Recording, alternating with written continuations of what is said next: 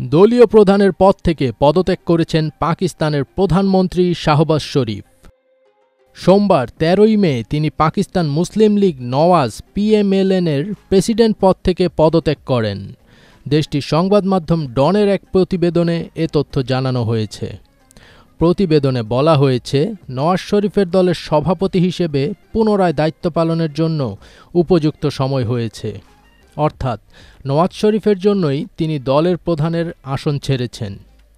PMLN-এর শীর্ষ নেতা মারিয়াম আওরঙ্গজেব সামাজিক যোগাযোগ মাধ্যম এক্সে দলের প্রধানের পদত্যাগপত্র সহকারে একটি পোস্ট দিয়েছেন।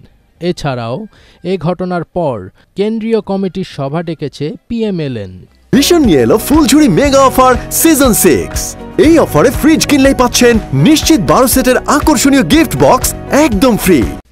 প্রতিবেদনে আরও বলা হয়, PMLN-এর সেক্রেটারি জেনারেল আহসান ইকবাল কার্যনির্বাহক কমিটির সব সদস্যদের কাছে বৈঠকের জন্য নোটিশ পাঠিয়েছেন।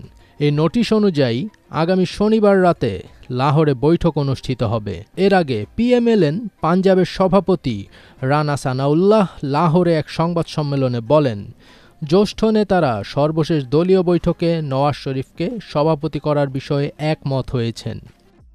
তিনি বলেন, বৈঠকের অধিকাংশ নেতা মনে করেন নওয়াজ শরীফ ২০১৮ সালে রাজনৈতিক প্রতিহিংসার শিকার হয়েছিলেন। ষড়যন্ত্রের মাধ্যমে তাকে দলের সভাপতির পদ থেকে সরিয়ে দেওয়া হয়। রানা সানাউল্লাহ বলেন, PMLN-এর সভাপতি হবেন নওয়াজ শরীফ। তিনি আবার দলকে নেতৃত্ব দেবেন। তার নেতৃত্বে দল আরও এগিয়ে যাবে। ফজবির তাজ, ATN বাংলা।